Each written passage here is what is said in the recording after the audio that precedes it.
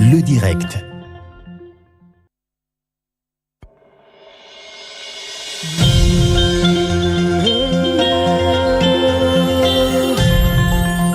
Le direct.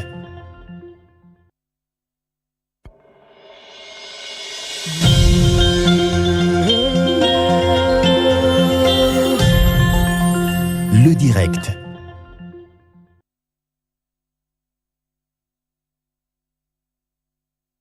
Qui effectue depuis le samedi dernier le président de la République, chef de l'État dans cette partie du pays. Le président de la République est venu aussi, vous avez suivi les activités à Kipushi, principalement à Kiko, pour redonner vie et ressusciter cette mine qui va devenir la première mine de production des œufs en Afrique, mais la première au monde en termes de teneur. C'est une très bonne nouvelle. Et c'est pourquoi à gauche ce soir, nous aurons le ministre de Mines Kizito Pakabomba qui parlera pas seulement de la mine de zinc de Kipushi, mais il aura aussi l'occasion de parler des STL et de répondre à toutes les préoccupations qu'il y a, notamment sur la sécurité des sites miniers et autres. Monsieur le vice-premier ministre, merci. Je sais que nous sommes à peine revenus d'une autre province. En tout cas, nous étions dans la province de Olomami, particulièrement à Kanyama-Kasese, où le président de la République, on aura sûrement l'occasion de l'écouter tout à l'heure, a eu l'occasion de s'entretenir avec des jeunes. Mais en premier, monsieur le vice-premier ministre, qu'est-ce que vous pouvez nous dire de cette série de missions d'itinérance que le président de la République a commencé d'abord par la province orientale, disons par la province de la Chopo, et aujourd'hui dans les Hauts-Katanga avec ses passages dans le Olomami. Et puis par la suite, vous pourrez éventuellement être en mesure de nous dire globalement la situation sécuritaire dans cette province, et peut-être qu'il y aura l'une ou l'autre question. Monsieur le vice-premier ministre, vous avez la parole. Merci. D'abord, je crois que de prime abord, il faut retenir que ça fait partie des promesses du candidat Félix Antoine Tshisekedi Tshilombo lors de la campagne de décembre 2023. Il avait promis à tous ses électeurs qu'il reviendrait vers eux, les visiter, leur rendre compte, les rencontrer, discuter avec eux et mieux comprendre leurs préoccupations, mais aussi rapprocher les décideurs des administrés. Donc c'est aussi dans ce sens-là que le président de la République initie depuis un certain temps un certain nombre de missions d'itinérance dans les provinces. Il l'a fait dernièrement dans la province de la Chopo, où il a même eu l'occasion de tenir un conseil des ministres.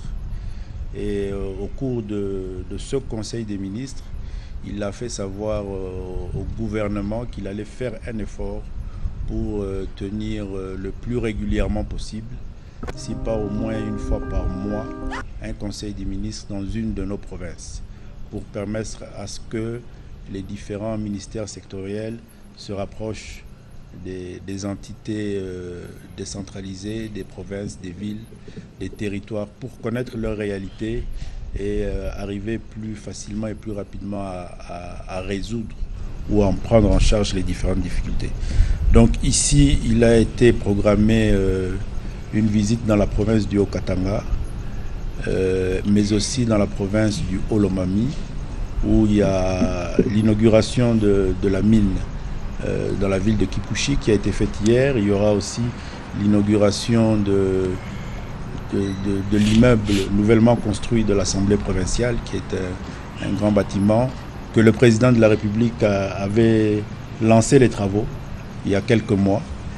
Et il en a profité pour tenir un conseil de sécurité provinciale qui s'est tenu hier dimanche dans la soirée, et une série d'audiences qui lui permet non seulement de se rapprocher de ses concitoyens, de les écouter, d'échanger avec eux, de comprendre, de mieux réaliser leurs différentes difficultés pour y trouver des réponses.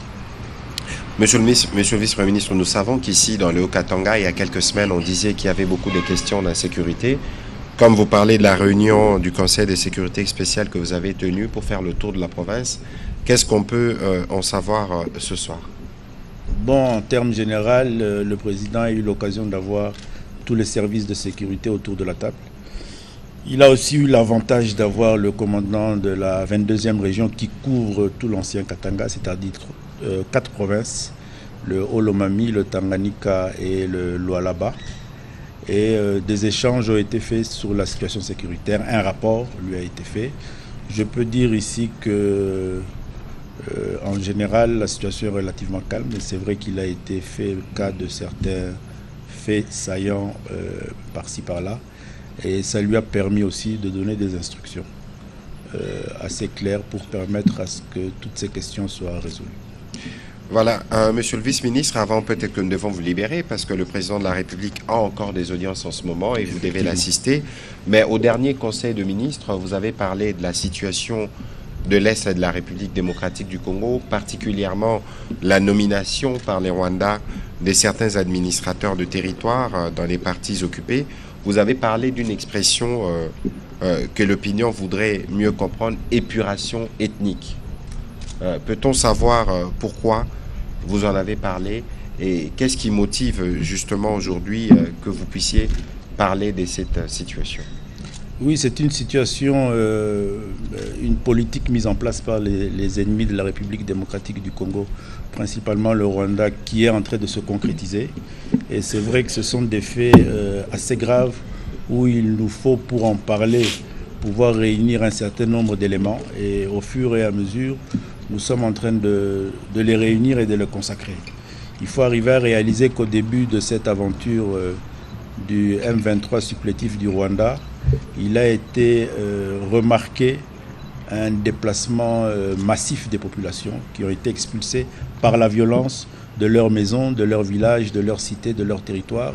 C'est ce qui constitue aujourd'hui l'une des plus grandes catastrophes mondiales avec l'installation, la mise en place des camps de déplacés autour de la ville de Goma où nous avons un peu plus de 7 millions de personnes qui sont regroupées autour de la ville de Goma en situation de refuge parce qu'ils ont été chassés par la violence, par la guerre, par cette initiative prise par le M23 soutenu par le Rwanda.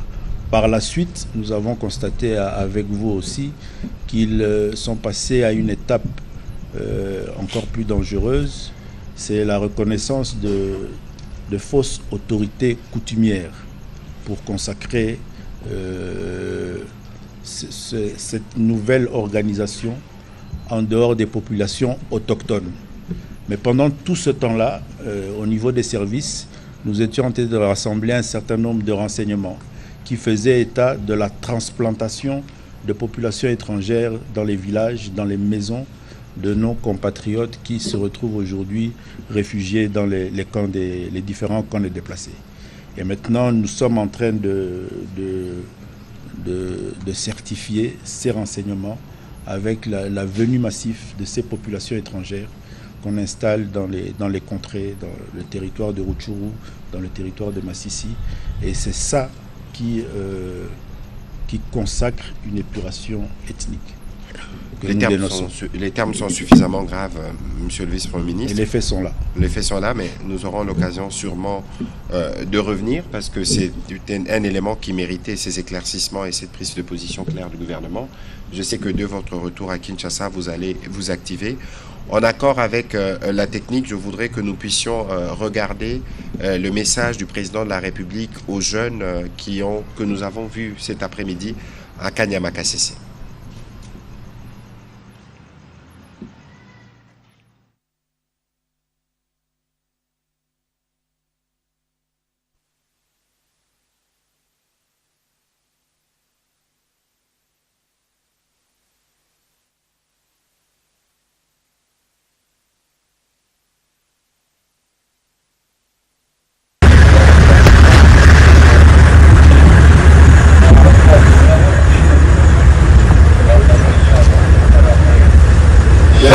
Bâtisseur de la nation, Banamboka, nazali na esengo mingi ya kokutana na bino lelo. Ndenge bozali wana bayebisi ngai na Général Kasongo ekouti kokoma, ça fait à peu près 4 mois. bobandi formation na bino. Nalingi naloba na bino boye.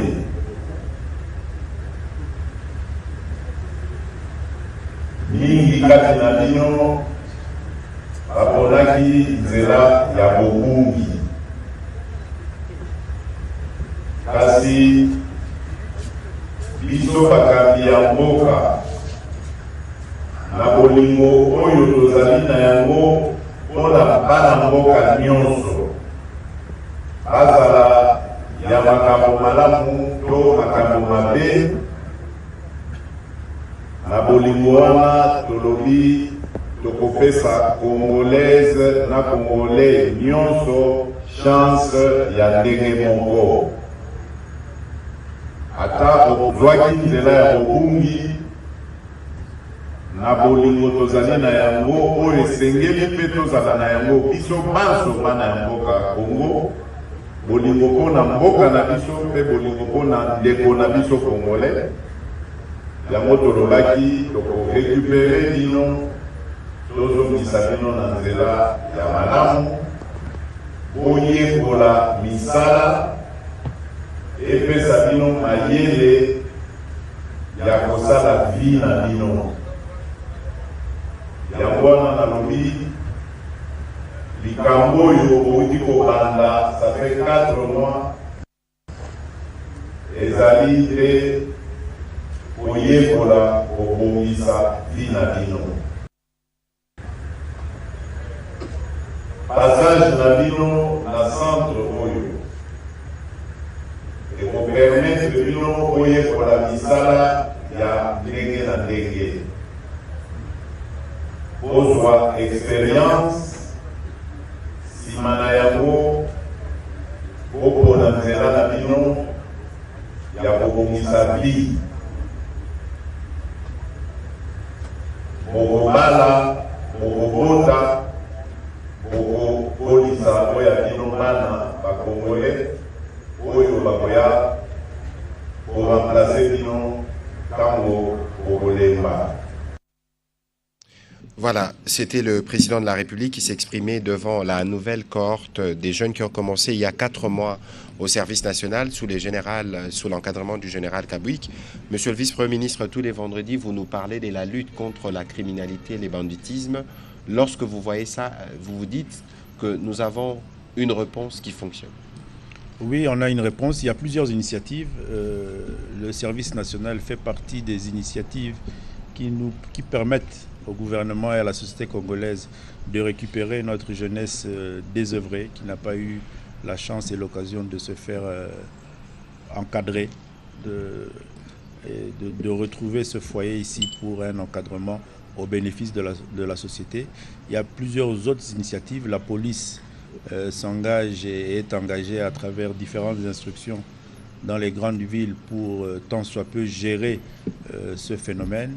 Nous sommes en train de multiplier aussi d'autres initiatives. On a lancé, sur instruction du président de la République et de Madame le Premier ministre, chef du gouvernement, l'initiative aussi d'encourager le pouvoir judiciaire à travers les actions de la police à mettre en place des audiences foraines qui permettent assez rapidement de gérer la problématique judiciaire de cette jeunesse délinquante, mais aussi qui est un signal fort vers eux-mêmes et vers toutes nos familles pour qu'ils sachent que le pouvoir judiciaire est là, l'État est là, elle prend en charge et elle sanctionne tous ces actes pénaux qui mettent en mal nos concitoyens dans nos cités et dans nos quartiers.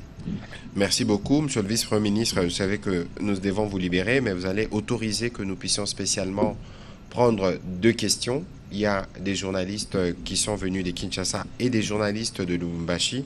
On prendra une question pour Lubumbashi, une question pour Kinshasa. Ensuite, nous pourrons vous libérer. On va commencer par Madame Rachel Kitita et puis ce sera Monsieur Narville de Voice of America.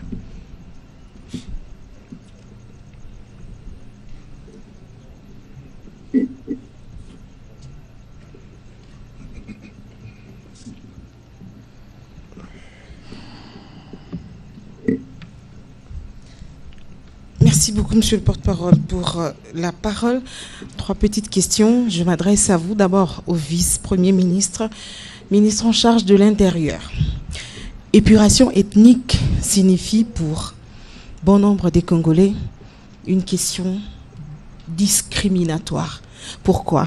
Est-ce que le gouvernement est prêt aujourd'hui à l'assumer et pourquoi cette discrimination? Qu'est-ce que vous visez exactement par cette question de l'épuration ethnique, notamment dans les dernières nominations des administrateurs? Aussi la question de la sécurisation des sites miniers. Vous savez d'où viennent ces hommes en uniforme? Vous savez qui sont-ils? Qu'est-ce que vous attendez pour sanctionner puisque la situation semble s'éterniser? Vous allez vous rencontrer, discuter, prendre des mesures, mais la plus grande mesure, c'est d'abord des sanctions sévères pour que pareille situation ne se répète plus. Et une dernière question au porte-parole du gouvernement, le président de la République ne cesse de le dire, et de dire aux Congolais sa volonté de changer la Constitution. Mais cette question ne doit pas diviser la classe politique, ou moins encore la population congolaise. Vous avez suivi des réactions qui fusent de partout, des opposants notamment, réactions très sévères de Délice Sanga, mais aussi aujourd'hui de Martin Fayulu et peut-être demain de Moïse Katumbi ou encore de Joseph Kabila. Pourquoi cette insistance sur le changement ou la modification de la constitution de la RDC aujourd'hui, alors que c'est une question qui ne semble pas faire l'unanimité au sein de la classe politique? Merci, j'aurai l'occasion de répondre à cette question, le temps justement de prendre les réponses du vice-premier ministre. Sûrement que le ministre de Mines pourra dire un mot à ces sujets parce que vous parlez des sécurisations de sites miniers. Mais d'abord, c'était sur la question des administrateurs récemment nommés par les Rwandais et des supplétifs du M23 avec l'expression épuration ethnique que nous avons entendue pour la première fois vendredi dernier au Conseil des ministres. Monsieur le vice-premier ministre. Oui, vous avez identifié un acte très important posé par le M23 et le Rwanda, c'est la nomination des administrateurs. Donc nous, au niveau du gouvernement, nous avons relevé une série d'actes posés de façon graduelle. Et la première, elle a été le fait d'avoir chassé toutes les populations, et vidé des villages, des cités de toutes leurs populations. Maintenant, il ne faut pas nous poser la question au gouvernement de savoir qu'est-ce qu'elle vise. Le gouvernement est là pour défendre les intérêts de ces populations. Le gouvernement fait un constat que nous sommes dans une situation d'épuration ethnique parce que vous constaterez aussi, et nous sommes en train de récolter tous les éléments, qu'il s'agit du déplacement d'une population bien identifiée, d'une ethnie bien identifiée, pour repeupler ces espaces par une autre population bien identifiée, d'une ethnie aussi bien identifiée. Donc nous, au niveau du gouvernement, nous faisons notre travail de rassembler tous ces faits et de les mettre à la connaissance de l'opinion publique. Et nous passerons nécessairement, sûrement, à une autre étape, celle de la dénonciation, c'est-à-dire de la saisine de la justice au niveau international pour que tous ces faits-là soient actés et soient sanctionnés comme le droit international le réglemente.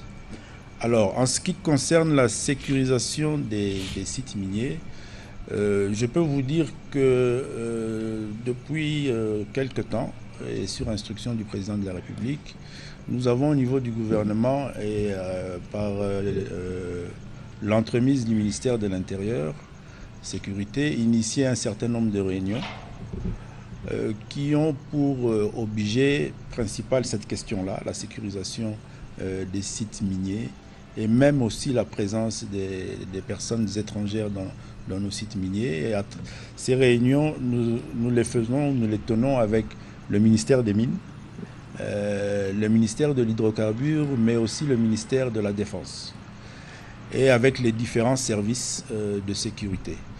Il est ici question pour le gouvernement d'avoir d'abord, dans un premier temps, une idée globale de la situation dénoncée depuis un certain nombre de temps, sur laquelle nous avons déjà un certain nombre d'éléments, mais nous voulons, à travers ce focus qui s'est mis en place avec les différents ministères sectoriels, pouvoir avoir une idée globale de la question et pouvoir en sortir avec une initiative qui va mettre fin à toute cette situation. Effectivement, vous l'avez bien dit, il y a des sanctions qui doivent être prises et il y a déjà des sanctions. Ça, je peux vous le confirmer. Il y a certains de nos hommes en uniforme qui sont aujourd'hui sanctionnés pour ces faits-là. Mais nous nous retrouvons devant une situation où nous avons un bon nombre de sites miniers qu'il faut nécessairement sécuriser. Et le défi que nous avons à travers cette initiative, c'est d'arriver à redonner à la police des mines sa suprématie dans le domaine. Et au niveau du ministère de l'Intérieur, nous sommes déjà dans une initiative de réorganiser au niveau national la police des mines pour lui permettre de reprendre ses prérogatives sur toute cette problématique, sur tous ces sites, de manière à ce que les autres services puissent les libérer.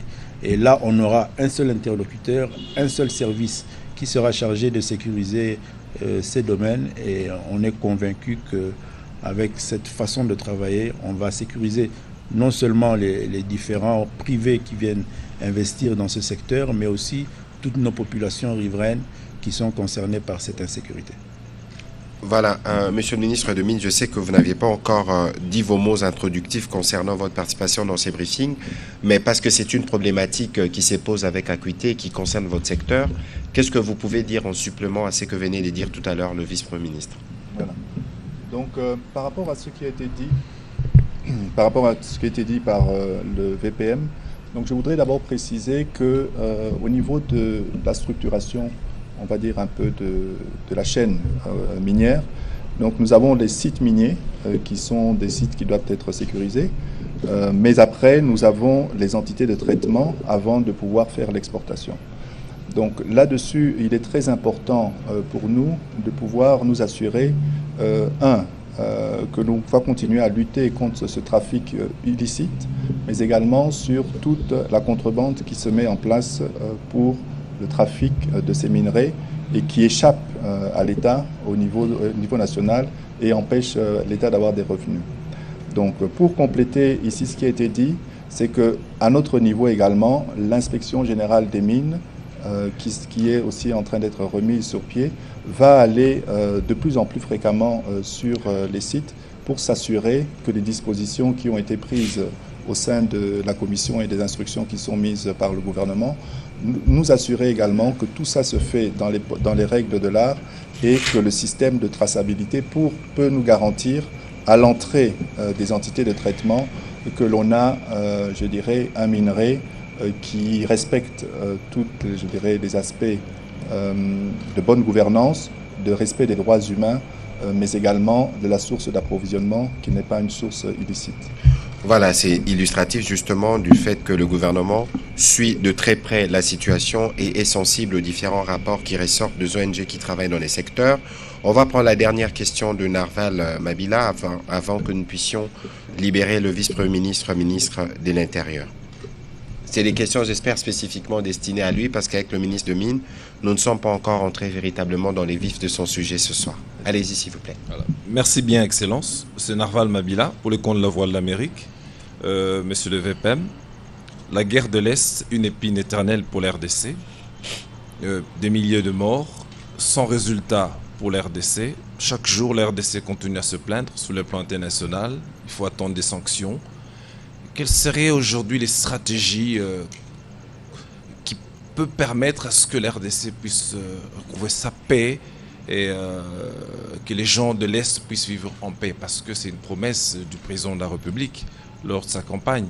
Il avait promis qu'il devait y avoir la paix à l'Est de la RDC, mais aujourd'hui c'est des éternelles plaintes vis-à-vis de la communauté internationale, vis-à-vis du Rwanda. Alors, si c'est cela votre question, le VPM aura l'occasion justement de répondre et d'embrouiller. Qu'est-ce que vous appelez plainte? Parce que j'entends souvent dire ça. Nous sommes, je suis ministre de la Communication et des Médias. Lorsqu'on vous informe des faits qui sont sur le terrain, en quoi cela constitue une plainte? Justement, ça c'est une expression qui est motivée dans les jeux, parce que la guerre, elle se passe aussi au niveau médiatique, dans la guerre de l'ennemi. Lorsque nous disons que nous avons un front militaire, nous avons un front diplomatique, nous avons un front médiatique, nous avons un front économique, nous avons un front judiciaire. Qu'est-ce que cela veut dire? Les militaires s'ébattent, il y a un processus de paix, il y a dans les fronts diplomatiques, dans la diplomatie, en quoi cela consiste? Parce que dans la diplomatie, c'est la discussion. Alors, lorsque vous avez constaté qu'il y a non seulement violation du territoire, mais qu'il y a des populations qui sont en train d'être délibérément déplacées et que l'on est en train de nommer des personnes qui ne sont pas reconnues, qui ne sont pas habilitées, lorsqu'on en parle et lorsqu'on saisit des mécanismes, c'est comme ça que fonctionnent les États. Il ne faut pas considérer que c'est une plainte lorsque nous relevons, auquel cas, pourquoi alors on devrait vous informer si cela doit être assimilé de cette manière. De toute façon, il y a une stratégie claire, le VPM pourra en dire davantage, mais je souhaiterais que dans la présentation de fait que nous fassions tous attention. Parce que la situation de l'Est est une situation complexe qui dure 30 ans et pour laquelle nous voulons tous apporter la solution. Et dans cette solution, chaque Congolais, en dehors de nous-mêmes comme gouvernement, ont aussi l'obligation d'y contribuer. C'est pour ça que nous faisons de campagne, notamment Bendele Koyatou, défendons la patrie, parce que c'est une guerre qui est imposée à nous tous en même temps. Monsieur le vice-premier ministre? Voilà, donc bon, je ne crois pas que je suis venu ici me plaindre, loin de là. Je suis venu participer à un exercice de communication et parce que j'ai la presse devant moi. Et je crois et j'espère que j'ai une presse nationale, une presse congolaise. Je ne sais pas s'il y a la presse étrangère ici, mais même si vous êtes de VOA, j'ai cru par votre nom comprendre que vous êtes congolais. Il faut arriver... Je suis congolais de père et de mère. Voilà. Il faudrait arriver à ce que nous tous congolais, de quel que soit le bord duquel nous sommes, politique, idéologique, régional, culturel, il faut arriver à ce que nous puissions tous comprendre que nous sommes un pays en guerre. Alors, dans un pays en guerre, on doit tous avoir une et une seule attitude face à cette guerre-là, d'agression, qui est une guerre d'agression qui est venue de l'extérieur. On doit avoir tous la même attitude. On ne se plaint pas, on informe. D'ailleurs, souvent, on critique le gouvernement parce qu'on dit qu'il n'informe pas suffisamment. Voilà qu'aujourd'hui, on vous informe d'une situation extrêmement grave. On nous dit qu'on se plaint. On ne se plaint pas. On a cette responsabilité d'informer la nation. Et je crois que vous, la presse, surtout la presse nationale, vous avez la responsabilité aussi patriotique de porter ces informations. Parce que c'est des situations extrêmement graves qui concernent la nation congolaise dans son intégrité et son indépendance. Donc nous, on vous informe. Maintenant, sur le plan, en ce qui concerne la guerre, comme il a été dit, il y a un front diplomatique qui est un front extrêmement important sur lequel la République démocratique du Congo est engagée au niveau international, à Luanda. Et notre armée, nous sommes en train de la réorganiser. Et dans tout cela, il faut aussi arriver à considérer que cette guerre qui a connu plusieurs étapes depuis plus de 30 ans, aujourd'hui, cette fois-ci, pour cet épisode, la République démocratique du Congo résiste comme elle n'a jamais résisté. Et je crois que cela aussi, il faut que vous, les communicateurs, vous qui portez la communication dans l'espace national, vous puissiez aussi arriver à le faire savoir et dans une certaine dignité. Parce que cette guerre nous concerne nous tous. Je suivais il y a quelques minutes ici une émission où on nous faisait part de l'action de l'AFDEL qui a fait disparaître notre Institut de géographie nationale. Quand je dis disparaître, c'est-à-dire qu'il n'y a plus rien à l'intérieur, il n'y a plus d'archives. C'est des actes d'une guerre qui date de plus de 30 ans, dont les conséquences graves, non seulement nous sommes en train de les subir aujourd'hui, mais nos enfants, si nous gardons cette attitude-là, nos enfants les subiront davantage que nous-mêmes.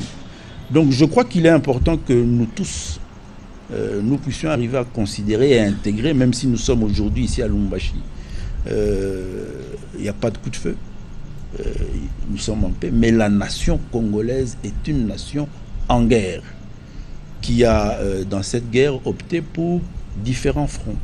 Il y a un front militaire, il y a un front diplomatique, il y a le front médiatique que nous sommes en train de mener avec vous ici. Et ce front médiatique, il faudrait que nous tous nous puissions le porter.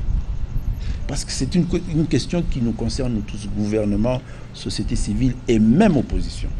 Et c'est des fois quelque chose qui semble nous manquer. Et je me permets, en répondant à votre question, de nous le rappeler à nous tous. Merci. Voilà, monsieur le vice-premier ministre, je crois que nous allons vous remercier aussi. On ne va pas vous retenir longtemps parce que vous devez encore, aux côtés du président de la République, poursuivre les audiences avec le Force Vive. Et demain, nous serons tous à l'inauguration du nouveau bâtiment de l'Assemblée provinciale de la province du Haut-Katanga, qui est une concrétisation de la vision, évidemment, du président de la République. Merci beaucoup, monsieur le vice-premier ministre.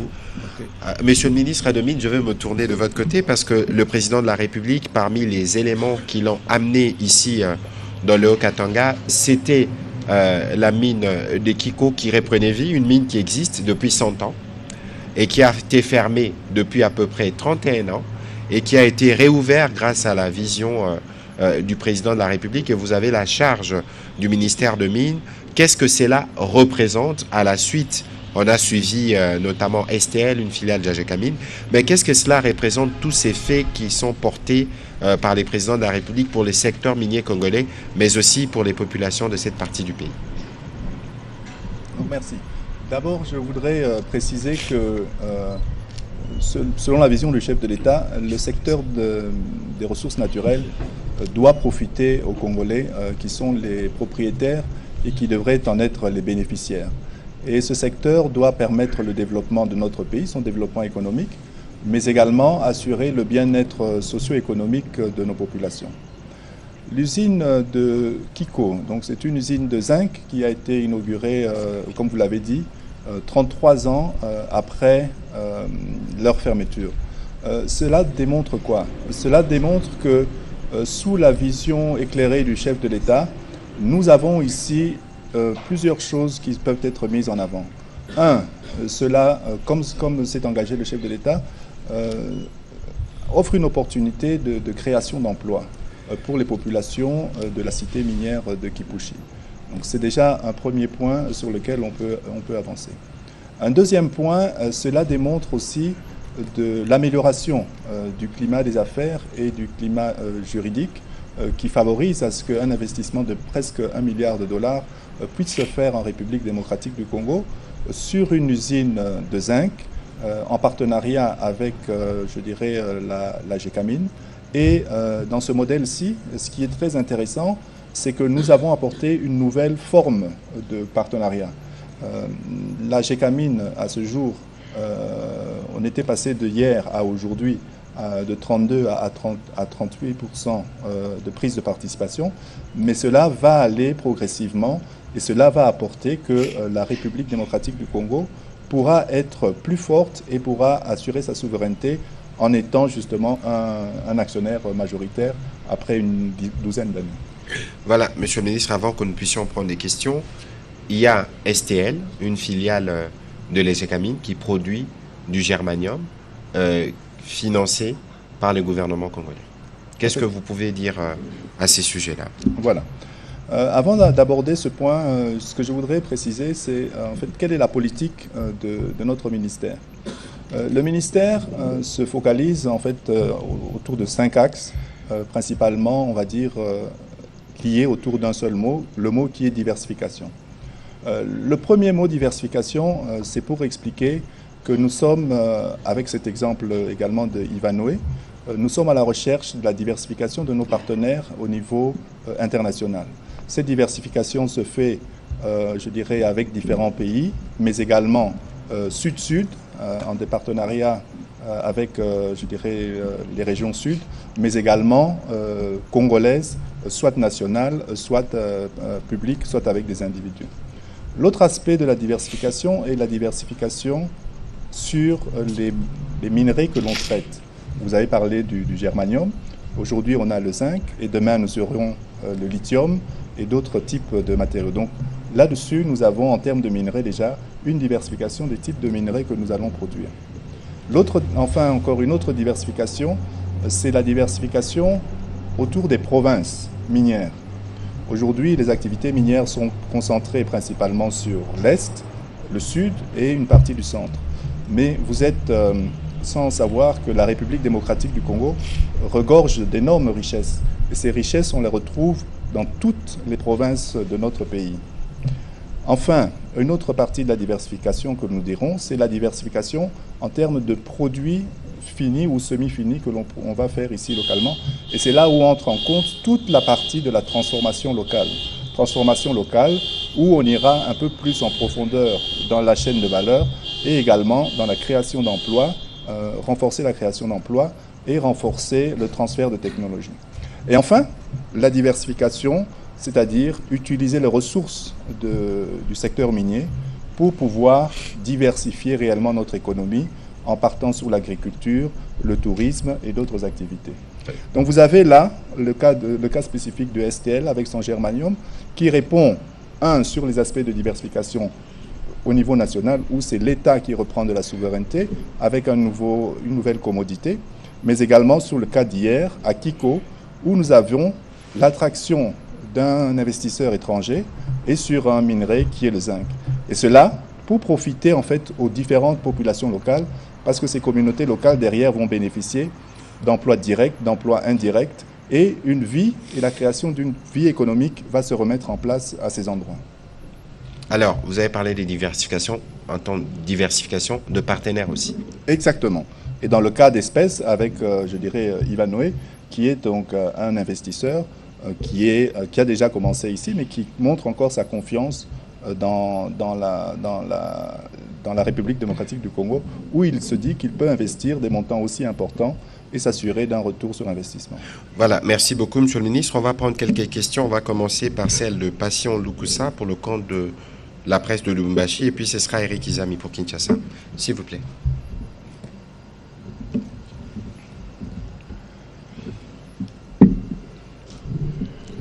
Ça va. Monsieur le ministre, moi c'est Patient Lukusa. Je suis correspondant de Top Congo dans les Hauts-Katanga.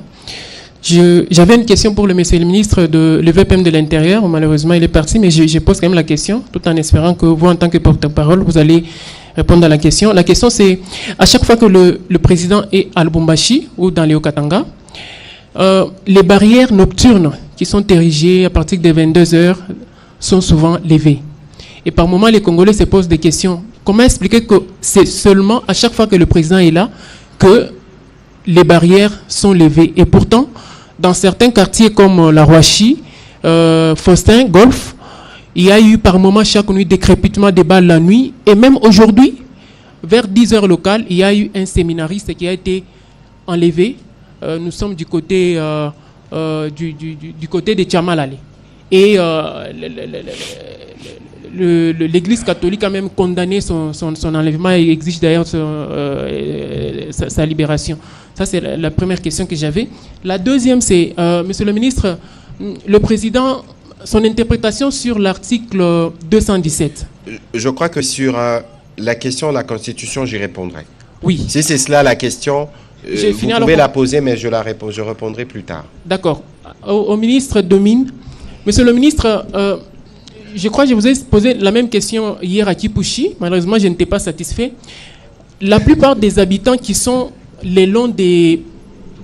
qui sont aux côtés des entreprises minières, je prends l'exemple ici sur la route Kin-Sévéré, il y a une entreprise qu'on appelle MMG. Les habitants qui se trouvent au niveau des 91e poteaux, ces habitants se plaignent chaque fois. Ils ont même demandé leur délocalisation. Pourquoi? Parce que les eaux, depuis qu'ils puisent là-bas, ces eaux ont des conséquences sur leur santé et même sur leurs animaux. Et j'étais sur place, je me suis rendu compte que, ou les habitants se sont rendus compte que même les arbres sont en train de faner à cause de la pollution des eaux aux alentours de cette entreprise-là. Ce n'est pas seulement pour cette entreprise, mais la plupart des habitants qui sont le long des entreprises enregistrent ces problèmes.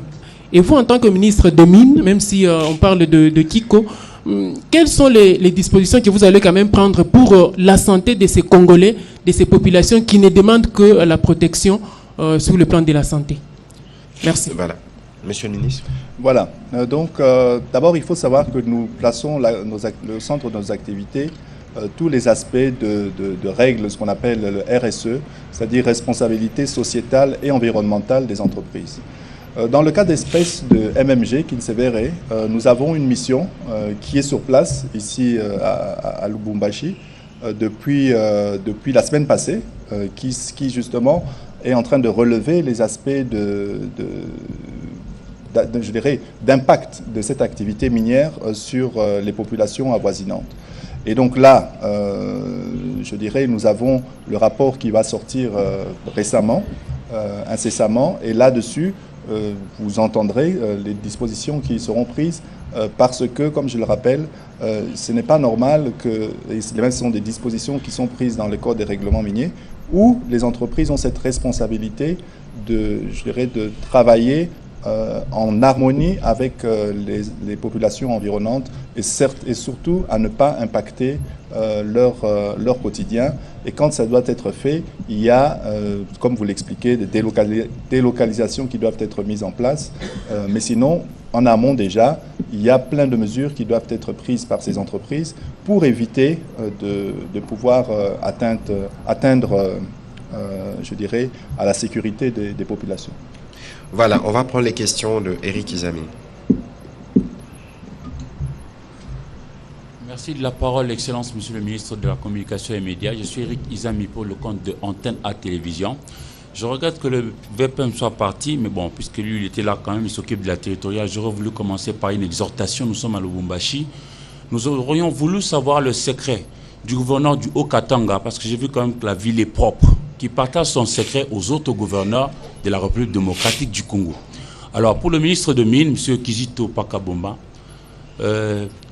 si nous considérons, et c'est vrai, bravo pour le premier pas à Kiko, hier, avec l'inauguration pour la production du zinc, si nous considérons que c'est par rapport à la relance de la Gécamine, ça sera quoi la prochaine étape?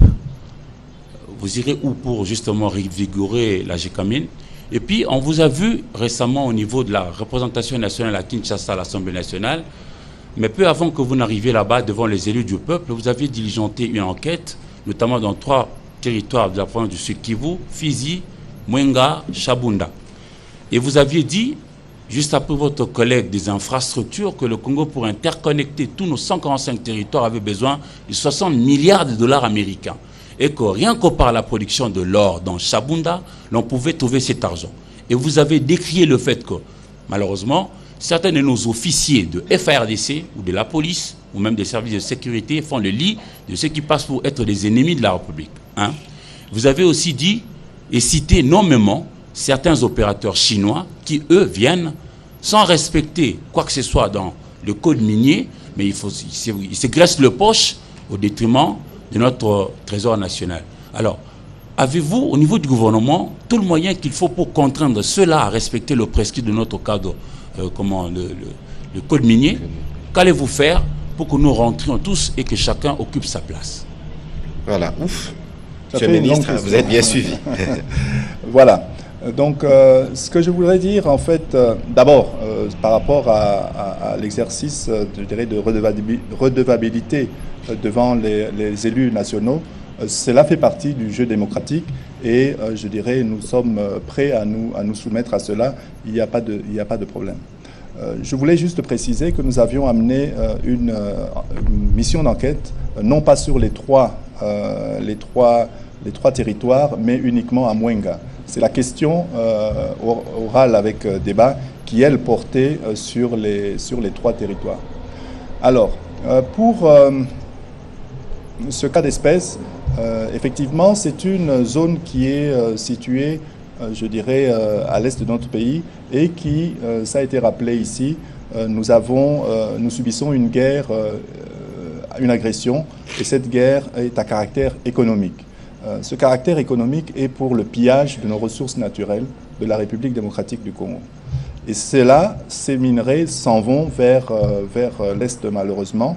Et, vous l'avez rappelé vous-même, nos compatriotes font également le lit de l'ennemi en favorisant cela, et ce qui amène certaines, je dirais, déstabilisations du secteur minier. Mais pour parler de la présence d'étrangers dans les mines, cette présence aussi est décriée. Le vice-premier ministre, ministre de l'Intérieur, a rappelé que nous sommes dans une commission avec le ministère de l'Intérieur, avec le ministère de la Défense, hydrocarbures et mines, pour justement pouvoir apporter des solutions à cela. Mais qu'à cela ne tienne, nous n'avons pas attendu simplement de constater. Lors de la mission qui a été diligentée, plusieurs faits ont été relevés et ces faits seront sanctionnés comme cela est prévu par les textes et lois de notre pays. Aller plus loin, qu'est-ce qui va se faire après? Vous avez donc déjà le germanium qui a été mis en production. Le zinc, cette fois-ci, qui est également mis en production. Nous avons, au niveau de la République démocratique du Congo, sur justement toute la partie Est, qui est une partie où il y a beaucoup d'or, principalement, et aussi on va dire, coltan, cassitérite, mais on va parler ici de l'or. Nous avons une entreprise qui s'appelle Primera Gold, qui a été rebaptisée d'ailleurs TRC Gold. Cette entreprise, pourquoi on l'a rebaptisée? Parce qu'en fait, on était en partenariat avec des Émiratis. Et dans le cas d'espèce, la République démocratique du Congo, au travers de la GECAMINE et du Fonds minier pour les générations futures, la République a repris encore une fois sa souveraineté et nous allons déployer sur toute la ceinture aurifère de l'Est, nous allons déployer cette entreprise pour pouvoir capter l'ensemble de l'or qui partait à l'Est. Et vous allez vous en souvenir que cette entreprise, à l'époque, quand elle s'appelait Primera Gold, les statistiques d'exportation d'or pour la République démocratique du Congo étaient de 25 kilos. Après une année d'activité, leurs statistiques sont montées jusqu'à 5 tonnes. Absolument. Voilà un exemple où, lorsque l'on fait les choses, on fait bien les choses, eh bien, économiquement, ça a été rappelé ici, que nous menons aussi notre guerre et notre riposte sur le front économique. Et donc, sur ces aspects économiques, nous allons continuer et poursuivre nos activités pour mettre, je dirais, avoir un front pour priver, je dirais, les voisins de l'Est de leurs ressources de leurs ressources en argent, qui leur permet aux groupes armés d'avoir de l'argent pour acheter des armes.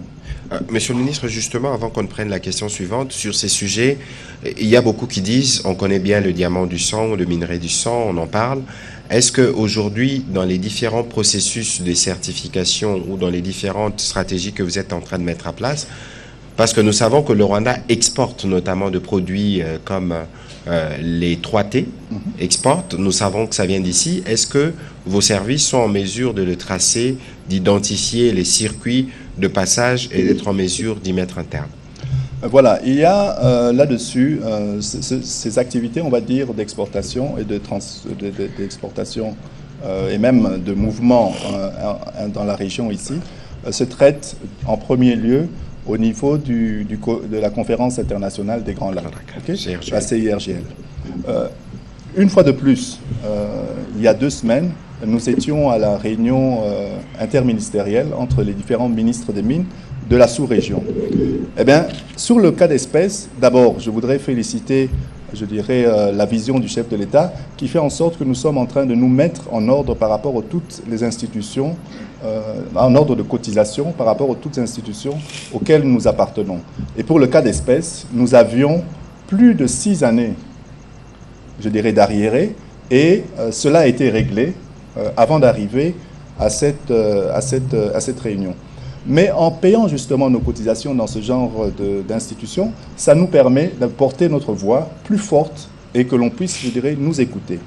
Alors là, nous avons repris ce qui avait été fait et nous avons confirmé que le mécanisme de traçabilité par rapport à la CIRGL, ce mécanisme de traçabilité qui permet justement, avec un laboratoire qui est placé, je dirais, au niveau de la Tanzanie, de pouvoir certifier l'origine des produits, notamment, parce que ces produits, en fait, minerais, ont un ADN, et donc c'est de redéployer les activités de ce laboratoire qui est situé en Tanzanie.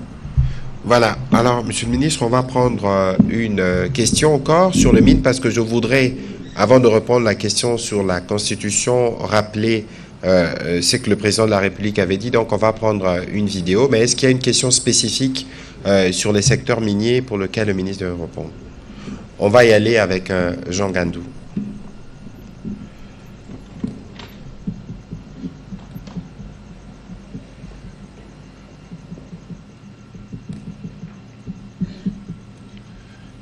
Merci beaucoup pour la parole. C'est Jean Gandou de Radio Kapi.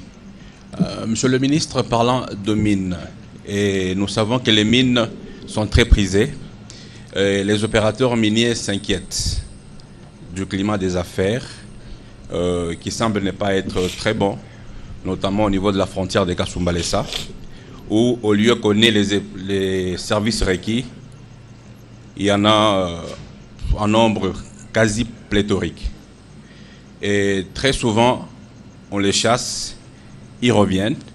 Mais alors la question qui se pose, ceux qui sont les instigateurs ou qui envoient les autres services à la frontière, sont-ils plus forts que l'État pour qu'ils ne soient pas sanctionnés?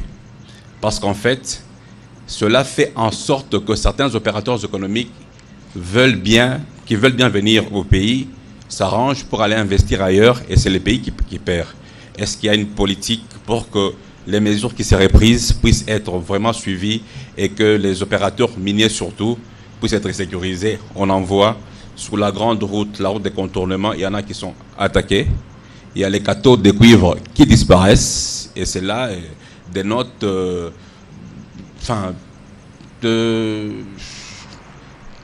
je crois que le ministre a compris la question. D'un agacement de la part des opérateurs miniers.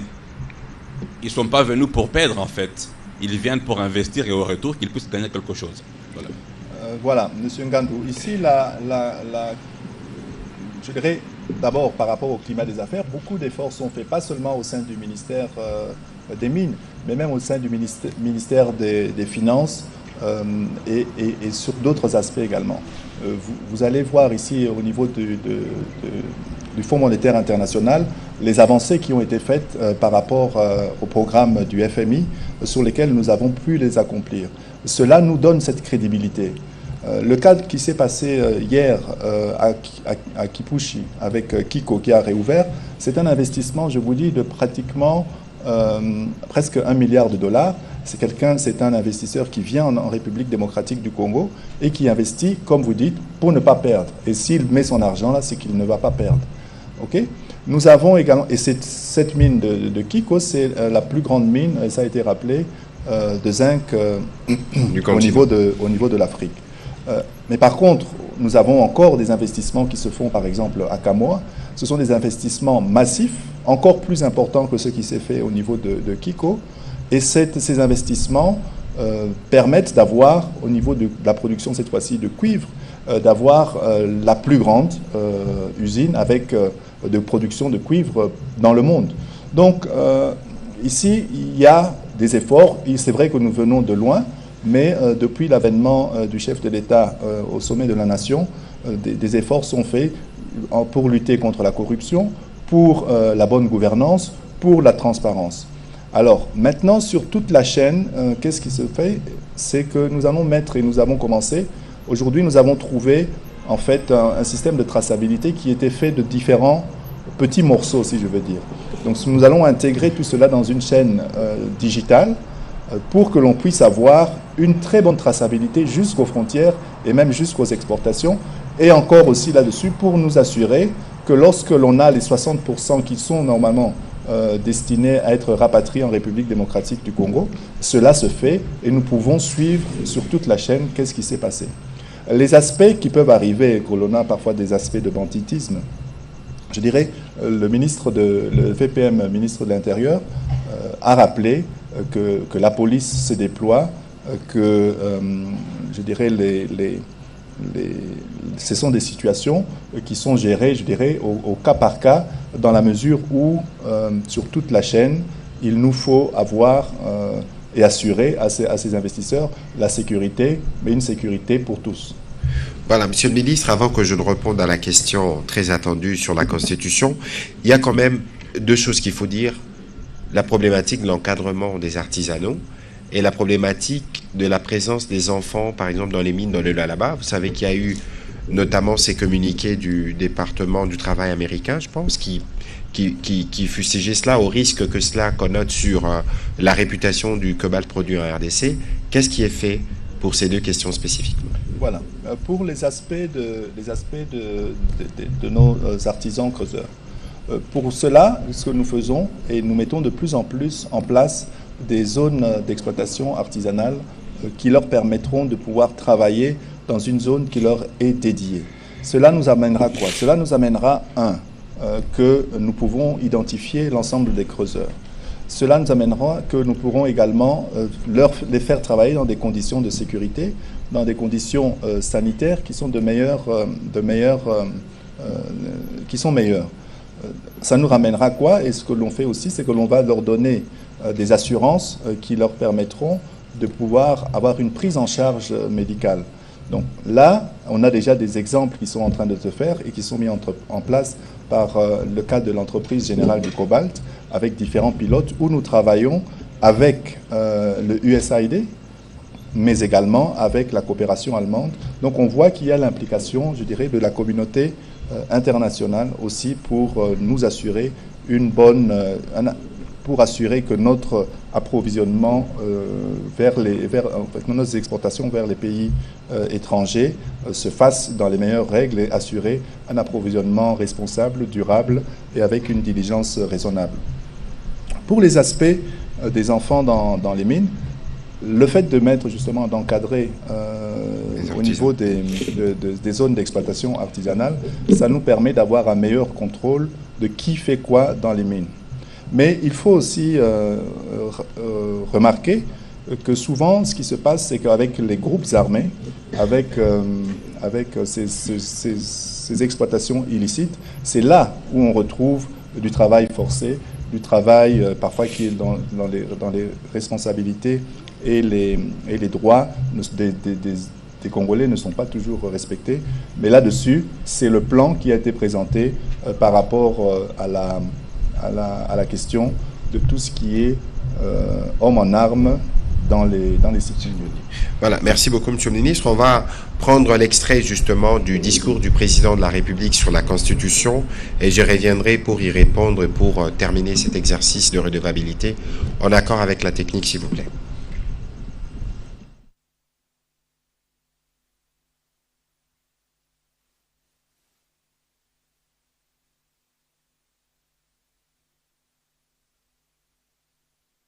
Je vous confirme encore ce que j'avais dit à Kisangani. L'année prochaine, je vais réunir une commission de Congolaises et de Congolais bien pensants qui sont issus de plusieurs disciplines et dont l'objectif sera de revoir cette constitution.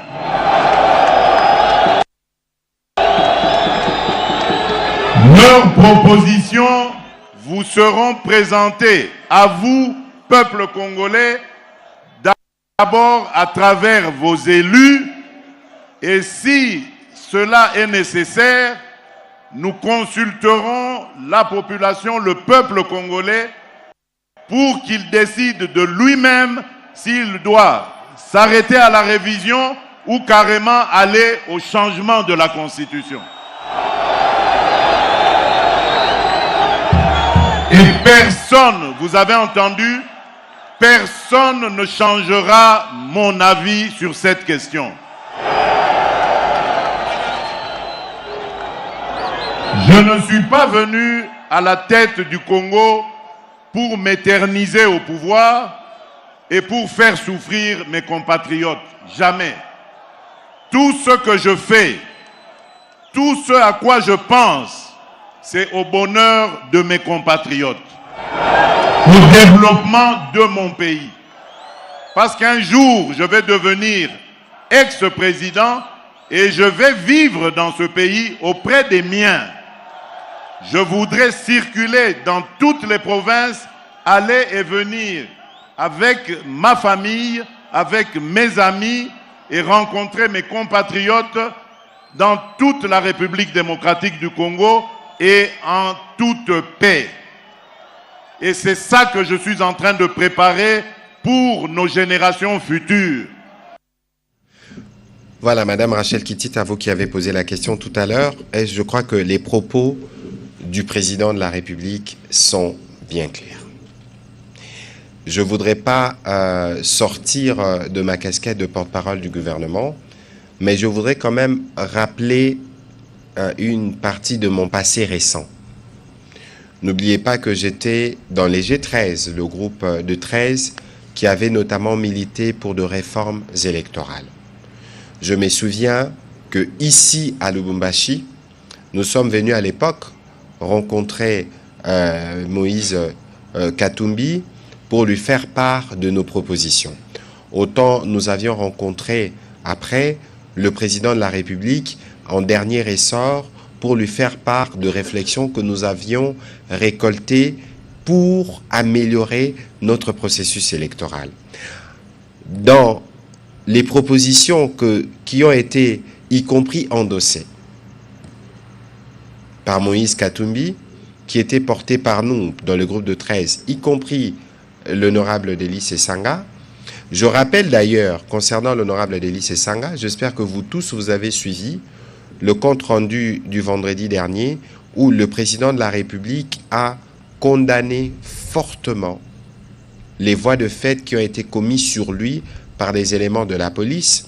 Le vice-premier ministre aurait pu nous dire davantage sur le traitement qui leur a été réservé, parce que simplement, ce n'est pas de cette manière qu'on doit réagir, même lorsqu'il faut intervenir pour des manifestations. C'était une parenthèse pour vous montrer que nous savons faire la part de choses.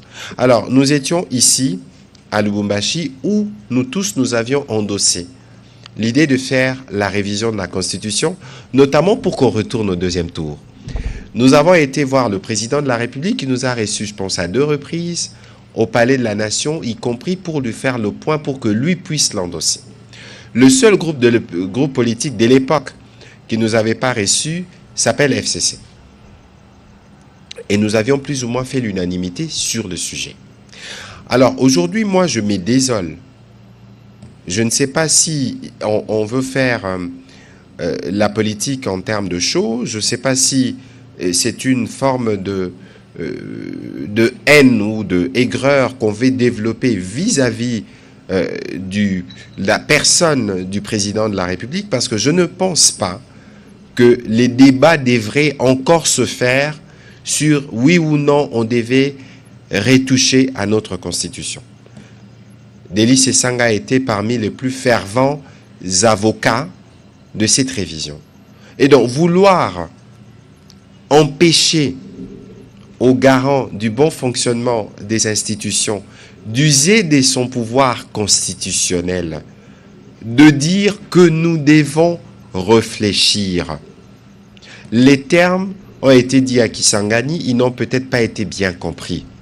Le président de la République, ici à Lubumbashi, a été on ne peut plus clair sur le sujet. Nous allons inviter une commission. D'ailleurs, ce serait bien pour l'honorable Sesanga de se joindre à cette commission, parce qu'il en a toujours été les fervents défenseurs. Peut-être qu'alors, s'il a des appréhensions, parce que je considère ici que c'est vraiment un débat où on a des appréhensions sur les calculs, sur les intentions du président de la République. Ici, le président de la République, qui est aux commandes de la République depuis 6 ans. Nous avons une constitution qui a été promulguée depuis 2006. Nous voyons, nous tous, certains goulots. Je ne voudrais pas aller en profondeur dans les débats, ce n'est peut-être pas le cadre qu'il faut, mais les Congolais ne réclament-ils pas aujourd'hui une double nationalité? Nous parlions du secteur minier ici. Il y a beaucoup de Congolais qui sont experts dans les mines. Nous étions à Genève. Nous avons rencontré des Congolais qui travaillent pour les organisations des Nations Unies qui nous l'ont demandé. Alors, à un moment donné, il faut faire la part de choses entre ce qui doit relever d'un comportement purement politicien et ce qui doit relever du sens de la République en termes de notre responsabilité collective. Si aujourd'hui, la volonté du président de la République, c'est d'avoir des structures étatique plus apte à répondre aux préoccupations de Congolais? Où est le mal?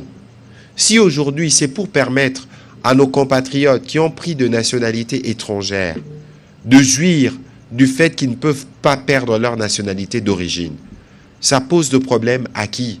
Parce qu'une constitution a un objectif, on n'a pas besoin d'être juriste pour le savoir. L'objectif de la constitution actuelle, dans les contextes de son élaboration, on voulait mettre fin à la guerre. On voulait nous assurer que toutes les parties prenantes à la guerre peuvent contribuer à la gestion du pays. Mais aujourd'hui, qui ne s'énerve pas de voir que nous avons par exemple 700 partis politiques?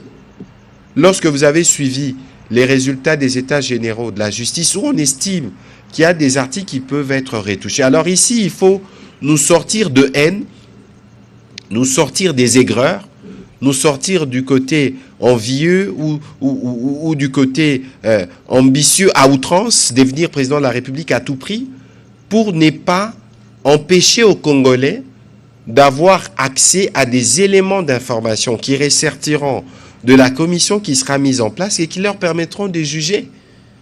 Pourquoi vous voulez priver des Congolais du droit d'évaluer le texte mère qui nous régit si ces textes posent des problèmes pour certaines questions qui nous sont prioritaires? Alors il faut dépolitiser, dépassionner les débats. Il faut éviter d'aller dans des procès d'intention. Nous sommes en début de mandat. Le président de la République a encore 4 ans. Alors il faut éviter de lui prêter des intentions. Ici, l'idée, et c'est clairement exprimé, l'année prochaine, c'est dans quelques mois, une commission sera mise en place pour tous les compatriotes qui ont des idées, y compris pour dire non. Parce qu'ici, virtuellement, on veut dire non parce qu'on pense qu'on veut toucher un article. Mais la Constitution, ce n'est pas qu'un seul article. Et donc, voilà un peu, parce que c'est un débat important, et j'espère que vous, les professionnels des médias, vous allez nous aider à converger vers l'essentiel. Parce que l'objectif ici, c'est de nous assurer que nous avons des institutions qui sont plus fortes et des institutions qui sont plus à même de répondre aux défis des compatriotes. Le président de la République vous l'a dit, son souci, ce n'est pas de s'éterniser au pouvoir, mais c'est d'être sûr qu'après son passage, qu'il rende la tâche plus facile à celui qui lui succédera et qui soit en mesure de vivre dans ce pays. Mais qu'est-ce qu'il y a d'anormal dans ce que le président de la République souhaite? Parce que c'est lui qui a la charge de conduire les destins de ce pays. Alors, on ne va pas aller davantage sur les sujets pour éviter d'inutiles polémiques, mais je pense que c'était un rappel qui était important. Aujourd'hui, ce que je vois, c'est un acharnement sur le président de la République et on veut prendre prétexte sur la Constitution parce que par le passé, tout le monde a réclamé à un moment ou à un autre de retoucher cette Constitution, ne fût-ce que pour amener les deuxièmes tours à l'élection présidentielle et les déclarations sont publiques. Je n'en dirai pas plus. On va, je pense, terminer par là cet exercice de redevabilité. Monsieur le ministre de Mines, est-ce que vous avez un dernier commentaire pour ce qui vous concerne avant que nous puissions clôturer cet exercice de redevabilité? Voilà. Je voudrais quand même rappeler que la République démocratique du Congo regorge d'abondantes ressources naturelles et ces ressources naturelles aujourd'hui sont importantes pour tout ce que l'on appelle la transition énergétique. Au niveau de notre pays, nous devons justement utiliser cette opportunité pour pouvoir assurer le développement de notre pays. Nous sommes ici à Lubumbashi, dans une ville minière qui a été créée avec les ressources du secteur minier. Le secteur minier, au jour d'aujourd'hui, est un important contributeur au niveau du budget national, mais nous devons diriger beaucoup de ces ressources vers la création d'infrastructures routières, d'infrastructures électriques, et cela nous permettra de pouvoir amener ce développement tant attendu pour notre pays. Sachez qu'aujourd'hui, nous possédons et nous disons que nous avons des minerais stratégiques. Mais le monde entier appelle ces minerais des minerais critiques parce qu'ils voient l'importance de l'approvisionnement en ces minerais pour leurs industries, pour leurs technologies, pour s'assurer que cela peut permettre de ne pas rater un départ par rapport aux autres pays dans la course vers cette transition énergétique. Nous avons donc là un secteur qui va s'épuiser de nature. Nous sommes en train de lancer tout ce qui est la certification de nos réserves pour nous assurer que nous savons exactement qu'est-ce que l'on a, où on l'a et pour combien de temps on peut pouvoir développer nos activités minières. Et ainsi assurer cette transformation de notre économie et passer vers une économie qui soit plus diversifiée et qui ne dépend pas uniquement du secteur des mines. Voilà, Monsieur le ministre de Mines, je vous remercie pour votre participation à cet exercice de redevabilité. Je rappelle que nous avions la bonne nouvelle des Kiko. On a eu l'occasion aussi de parler de STLL, du germanium qui est produit. Nous aurons l'occasion de revenir à d'autres occasions sur ces sujets. Nous allons clôturer cet exercice de redevabilité ici. On n'a pas pu avoir le gouverneur justement qui est encore en train d'assister le président de la République à des différentes audiences. Demain, il y aura inauguration de l'Assemblée provinciale et je crois que c'est par là, ce sera la dernière étape de cette mission d'itinérance du président de la République. Je rappelle que nous étions à Kanyamakasese aujourd'hui parce que c'est aussi là une des réponses que l'on donne, y compris pour nos jeunes qui sont désœuvrés, y compris pour nos besoins en tout cas en alimentation, parce que Kanyamakasese aujourd'hui sera en mesure de nourrir non pas seulement les parties concernées directement, ça veut dire la province du Olomami ou la province du Haut-Katanga, mais ça peut s'étendre dans tout le pays. Et donc, c'est aussi là l'illustration de la vision du président de la République. Nous ne manquerons pas de revenir à chaque fois que de besoin devant vous pour faire notre part dans la dynamique qui a été enclenchée sur la redevabilité pour que les Congolais puissent être pleinement informés de ce que fait le gouvernement sous la conduite, évidemment, du président de la République et de la première ministre Judith Suminwa. Tout le cas, c'est sur cette note que nous vous remercions de votre participation. Merci.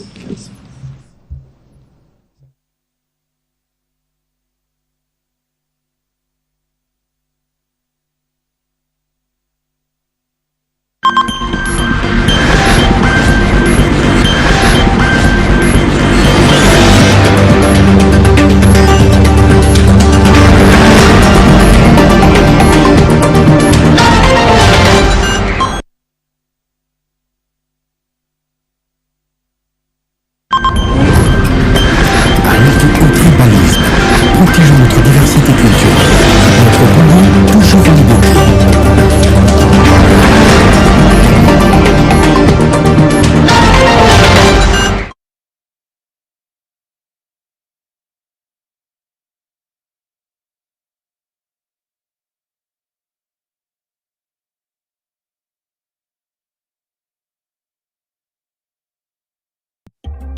À l'ère du numérique, la communication demeure encore au centre de la vie. La radio-télévision nationale congolaise reste le vecteur de l'unité nationale. Les informations sur l'actualité de la République démocratique du Congo, d'Afrique et du monde.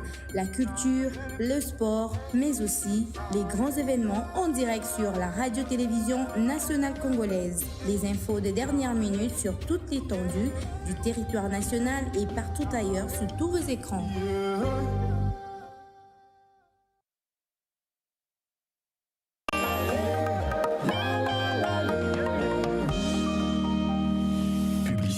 Mojabet, votre expérience de Paris ultime. Profitez de notre incroyable bonus de bienvenue. Choisissez entre un énorme bonus casino de 200% ou un bonus sport de 100%. Explorez notre large gamme de jeux casino avec des opportunités infinies de gagner. Tentez votre chance avec la roue de la fortune. C'est gratuit et vous pouvez la faire tourner chaque jour pour tenter de gagner des prix exceptionnels. Mojabet.cd a tout ce qu'il vous faut. Rejoignez-nous dès aujourd'hui. Offre soumise à conditions et interdit aux moins de 18 ans. Yango, commandez Yango, tout est prêt. Avec Yango, tu auras partout qu'il pleuve ou qu'il neige. Yo, neige nakine. En plus, c'est rapide et à la sécurité. Akarabina, Naboïka, machine. Yango, Yango. DRCS au Nord Kivu. Rétablissement de la paix à l'est de la République démocratique du Congo. Les programmes de désarmement, démobilisation, réinsertion communautaire et stabilisation PDDRCS constituent le levier crucial de la paix, comme l'a dit du haut de la tribune des Nations Unies, le président de la République Félix Antoine Tshisekedi Tshilombo.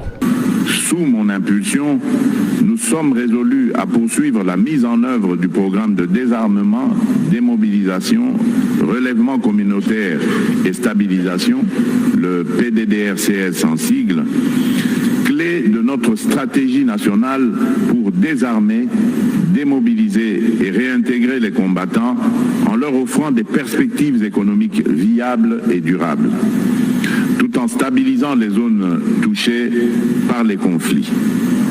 En assurant une transition post-MONUSCO, nous priorisons essentiellement le rapatriement des combattants étrangers.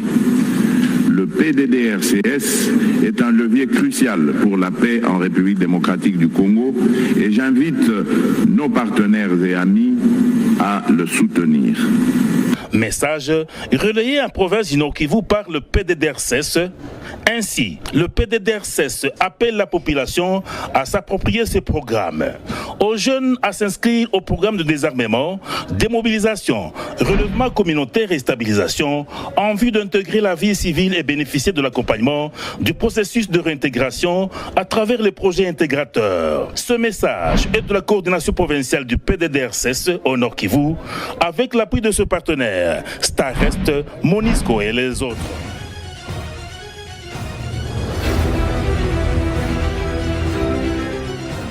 À l'occasion de la Journée internationale du droit de l'enfant célébrée le 20 novembre de chaque année, le ministère du Genre, Famille et Enfants sensibilise et interpelle les adultes à l'exploitation sexuelle des enfants, à l'exploitation à des fins économiques, à la mendicité, aux servitudes domestiques, au mariage forcé, à l'incitation à commettre des délits et à l'adoption illégale. À travers le thème de cette année, place à la voix des enfants, la ministre du Genre, Famille et Enfants, Léonie Kandolo Omoi, encourage les enfants les chemins de l'école pour un avenir meilleur. Découvrez les modèles Jetour, symboles d'élégance et de performance. Mettons à votre disponibilité les pièces de réchange d'origine adaptées et une équipe technique compétente. Il y a bien longtemps, les animaux vivaient en parfaite harmonie, chacun jouant sa partition pour l'équilibre de la nature. Du côté des humains, régnaient querelles et disputes. Alors descendit une colombe immaculée, envoyée par les esprits ancestraux pour mettre fin à leurs querelles. Depuis ce jour, la colombe devint